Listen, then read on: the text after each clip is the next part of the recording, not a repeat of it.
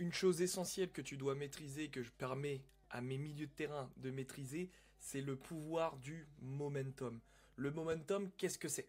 C'est d'être capable de décider du meilleur avantage possible pour son équipe quand j'ai le ballon, mais aussi quand je n'ai pas le ballon.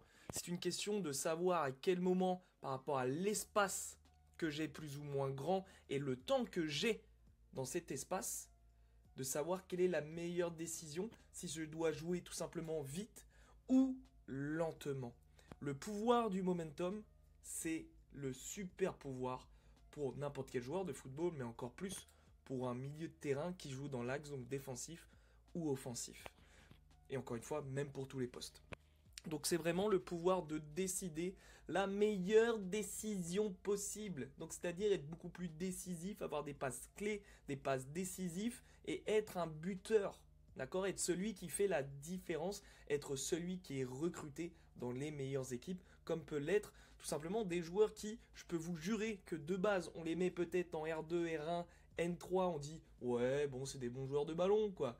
Florian Wirtz, Pedri, qui sont des joueurs athlétiquement pas du tout impressionnants, mais qui sont dans leur intelligence de jeu, l'utilisation de leur corps, leur compréhension du momentum, les meilleurs de la planète, et pour autant qu'ils n'aient pas leur qualité physique prédominante comme certains autres footballeurs pensent que c'est le truc le plus important, ben, tout le monde les kiffe, tout le monde aime les regarder jouer au foot, tout le monde veut être comme ces joueurs-là, et pour vous permettre d'atteindre leur niveau et d'avoir l'accès à leur super pouvoir, celui de gérer le momentum, bienvenue dans cette nouvelle vidéo. C'était une belle intro, non? Je sais pas trop. Avec le petit bug de la caméra. Je vais vous montrer un exemple, pas d'un joueur en accompagnement, même s'il est là, Max, dans la vidéo, mais de l'un de ses adversaires, parce que je trouvais hyper parlant. Parce qu'en l'espace de 1 minute à peine, il va faire 2 mauvais choix parce qu'il utilise mal le momentum. Je répète, le momentum, c'est décider quel est le meilleur avantage pour mon équipe par rapport au positionnement adverse, par rapport au positionnement de mes coéquipiers et par rapport aux espaces. C'est quoi le momentum, l'objectif? C'est d'aller marquer, c'est de déséquilibrer l'adversaire, c'est de faire une différence. Et après, forcément, là, c'est très analyse de foot, mais c'est aussi par rapport au contexte. Est-ce que si vous gagnez 2-0, qu'il faut valider les 3 points, vous allez envoyer un ballon vers l'avant parce qu'il y a un certain momentum, au lieu de garder le momentum de conservation? Il y a aussi cette variante-là. Bien que s'il y a un vrai momentum pour votre attaquant de mettre le 3-0, voilà, c'est respecter le jeu et le vrai momentum, je le répète, qui est d'aller créer une situation de but. Okay, donc on a le numéro 10 bleu qui va avoir 2 situations en l'espace de très peu de temps. Et encore une fois, il ne fait rien d'excessivement mal, il ne perd pas le ballon sur la première situation. Mais quel est le meilleur momentum? Quel est le meilleur avantage pour l'équipe? Est-ce que c'est le momentum, 2 éléments, je le répète, espace et temps? Est-ce que l'espace qu'il a lui permet de garder le ballon très longtemps? Question numéro 1, est-ce que l'espace que j'ai autour de moi nécessite que je fasse plusieurs touches? D'accord? Deuxièmement, est-ce que j'ai du temps? Et forcément, c'est corrélé, l'espace et le temps sont liés, évidemment. Est-ce que j'ai du temps de faire plusieurs touches? Est-ce que j'ai le temps de décider? Est-ce que je dois aller vite? Est-ce que je dois jouer en une touche? La fameuse grande satisfaction des coachs de jouer en une touche. Et surtout, troisième question, qui a le meilleur momentum? Moi ou un coéquipier? Et c'est là toute la réponse du football, le sport collectif, le partage. Est-ce que je joue pour ma gueule même si je n'ai pas le momentum? Ou est-ce que je respecte le jeu, l'équipe, le collectif, mes coéquipiers, qui eux possèdent un meilleur momentum que moi, et je l'assume? Une meilleure position, pour parler dans les mots plus généralement utilisés.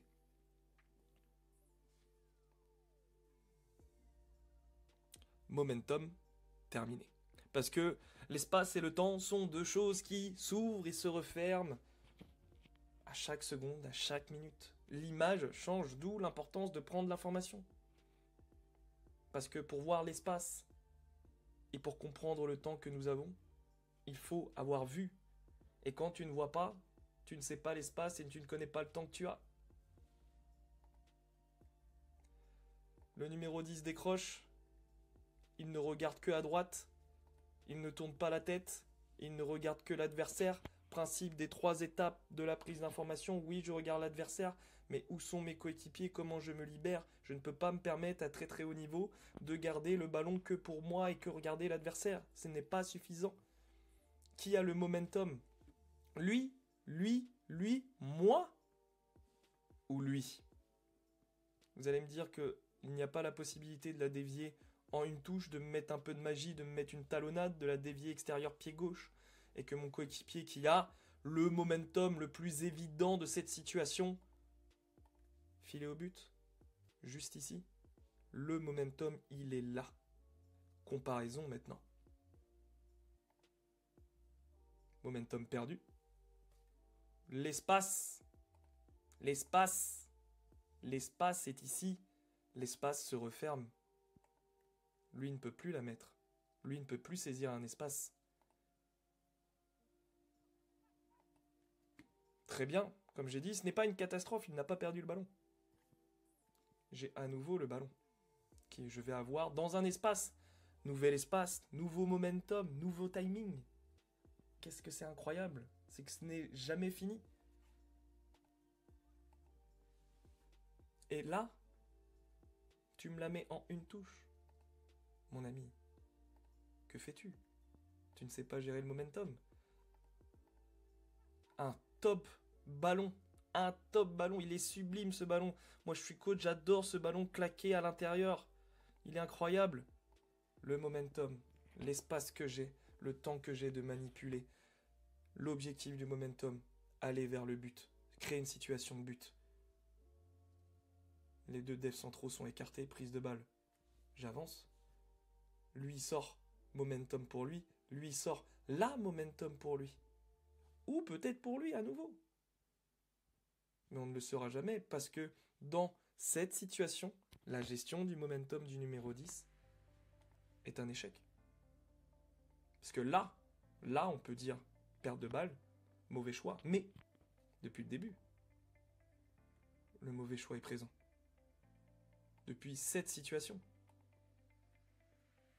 Là, il y a action de but, momentum, c'est ça l'objectif.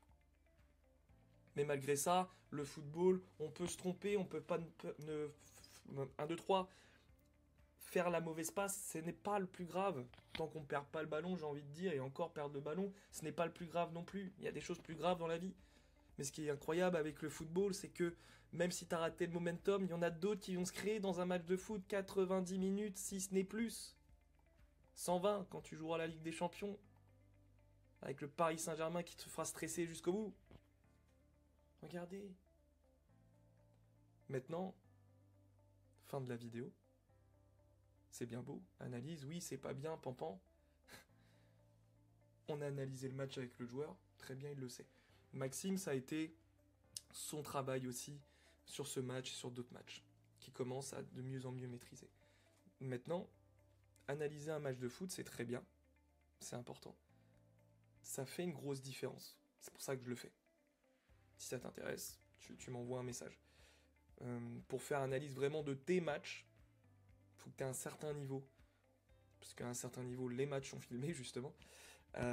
Sinon, il y a le groupe où on analyse le match, justement, des membres qui sont en VIP, ou des membres qui ont quelquefois des extraits de match filmés. Donc tu m'envoies un message, tu m'écris en commentaire. Mais ce n'est pas suffisant, il va falloir aussi travailler pour le numéro 10, ce côté de je prends l'information, je suis capable de prendre la meilleure décision dans ce flot d'informations. Parce que oui, l'analyse, mais aussi la situation réelle, mon corps, la fatigue, la pression du match, tout le monde qui peut me parler, comment j'arrive à me focus sur le bon élément. Parce que c'est ça son problème. Oui, peut-être un manque d'intelligence et peut-être un manque de connaissance de ce fameux momentum. mais peut-être aussi que malgré toutes ses connaissances durant le match, il est brouillé par ses émotions, par sa qualité physique, sa mobilité ne lui permet peut-être pas, en fin de compte, de faire la remise que moi personnellement j'attends. Mais ça, moi je dois le découvrir à travers des tests, à travers des discussions avec lui. Ben non, en fait, je ne suis pas capable de le voir. Peut-être que ses préférences motrices, son œil moteur est à droite, et du coup il ne voit pas du tout ce qui se passe à gauche. Et ça, c'est problématique. Comment je fais pour l'aider? C'est tout ça qu'il faut prendre en compte, pas juste de l'analyse vidéo. Et tout ce travail, bah, on le produit progressivement dans l'accompagnement, parce que ça ne se fait pas en 1 ou 2 semaines ou en même un mois, selon le joueur, selon ce que me donne le joueur. Donc c'est pour ça que je ne prends que des joueurs motivés, prêts à tout donner et à vraiment partager un maximum de choses sur eux, parce que c'est là où clairement on obtient les meilleurs résultats.